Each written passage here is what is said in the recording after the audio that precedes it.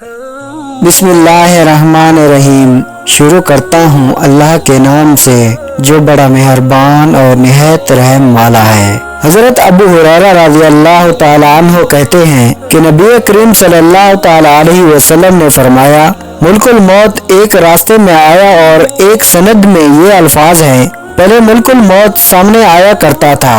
جب وہ موسیٰ علیہ السلام کے پاس آیا تو ان سے کہا، اپنے رب کا فیصلہ قبول کرو۔ حضرت موسیٰ علیہ السلام نے اس کی آنکھ پر ہاتھ مار کر اسے پھوڑ دیا۔ ملک الموت اللہ کے پاس واپس گیا اور کہا، اے اللہ، تو نے مجھے اپنے ایک بندے کی طرف بھیجا جو مرنا نہیں چاہتا، اس نے میری آنکھ بھی پھوڑ دی۔ اگر تیرے یہاں اس کی عزت نہ ہوتی تو میں اس پر بہت بھاری ہوتا۔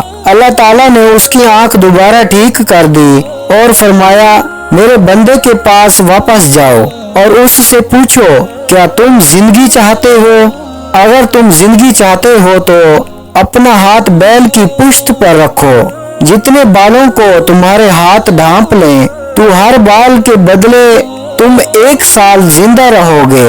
حضرت موسیٰ علیہ السلام نے کہا، اے میرے رب، پھر اس کے بعد کیا ہوگا؟ اللہ عز و جل نے فرمایا، پھر تم مر جاؤ گے۔ حضرت موسیٰ علیہ السلام نے کہا، تو پھر ابھی کیوں نہیں؟ اے میرے رب، مجھے ارض مقدسہ کے مقام پر موت دے۔ ملک الموت نے اسے ہلکا سا چھوا اور ان کی روح قبض کر لی۔ پھر ان کے بعد ملک الموت لوگوں کے پاس پوشیدہ آنے لگے۔ رسول اللہ صلی اللہ تعالی علیہ وسلم نے فرمایا، واللہ، اگر میں اس کے پاس ہوتا تو تمہیں اس کی قبر دکھاتا۔ سرخ ٹیلے کے پاس راستے میں، اور ایک روایت میں ہے کہ سرخ ٹیلے کے نیچے۔ حضرت ابو امامہ رضی اللہ تعالی عنہ سے مرفوع مروی ہے، 3 آدمی ایسے ہیں جن کے فرض و نافل اللہ تعالیٰ قبول نہیں کرے گا: والدین کا نافرمان، احسان جتلانے والا، تقدیر کو جھٹلانے والا۔ دوستو، اللہ تعالیٰ ہمیں ان حدیث مبارکہ پر عمل کرنے کی توفیق عطا فرمائے اور زندگیوں کو سنوارنے کی توفیق عطا فرمائے۔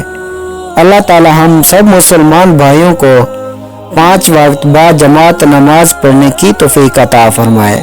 السلام علیکم۔